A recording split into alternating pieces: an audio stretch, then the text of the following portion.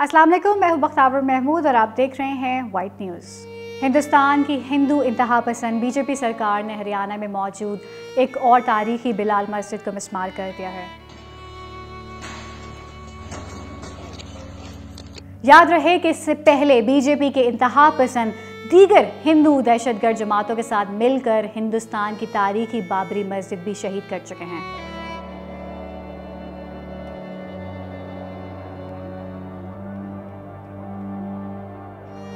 The times of India की report के मुताबिक इंतहा पसंद हिंदू जमात बीजेपी अफगानिस्तान पर तालिबान की हुकूमत का बहाना करके 2022 में बज़ौर ताकत हिंदुस्तान की सेक्युलर हैसियत ख़त्म करके इसे खालिस हिंदू रियासत करार दे सकती है। याद रहे कि बीजेपी ने अपनी मुख्तलिफ निजी तकरीबात में अपने पार्टी के झंडे को हिंदुस्तान के झंडे से ऊपर रखना शुरू कर दिया है, जिसका मतलब बीजेपी की तरफ से एक खामोश पैगाम है कि अब हिंदुस्तान की सेक्युलर हैसियत ख़त्म करके इसे बाकायदा राष्ट्रीय स्वयं सेवक संघ के नज़रिए पर हिंदू रियासत बनाया जाएगा। Police have booked Venkatesh, who is a BJP party functionary, under Section 2 of Prevention of Insult to National Honour Act for hoisting the national flag on a BJP party flag post. दूसरी तरफ हिंदुस्तानी मकबूजा कश्मीर में मौजूद मशहूर कश्मीरी रहनुमा महबूबा मुफ्ती ने साफ साफ BJP को बता दिया है कि अगर हिंदुस्तान की सरकार कश्मीर में मुसलमान औरतों के रेप से बाज ना आई तो कश्मीर के मुसलमान अफगानिस्तान में तालिबान की तरह बज़ौर बाजू कश्मीर से हिंदुस्तानी फौज का नामो निशान मिटा देंगे। जम्मू में रेप हुआ और उस झंडे को लेके ये उन रेप के जो रेपिस्ट थे उनके हक में नारे देने लगे।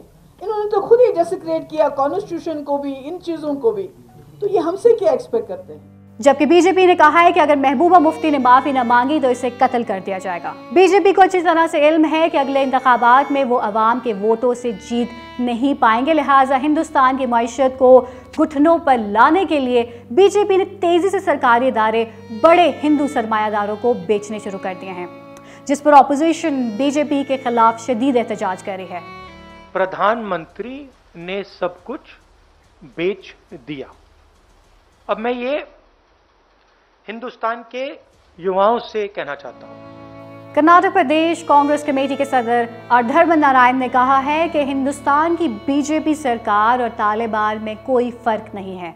Now the Karnataka Congress working president Dhruva Narayan has compared Taliban to the RSS. The times of India की रिपोर्ट के मुताबिक इस वक्त पूरे हिंदुस्तान की मईशत तकरीबन डूब चुकी है, जबकि बीजेपी और हिंदू सरमायादारों की इनकम में 50% तक इजाफा हो चुका है, जो कि हैरत अंगेज है। कल फाइनेंस मिनिस्टर ने जो भी 70 साल में इस देश की पूंजी बनी थी उसको बेचने का डिसीजन ले लिया है।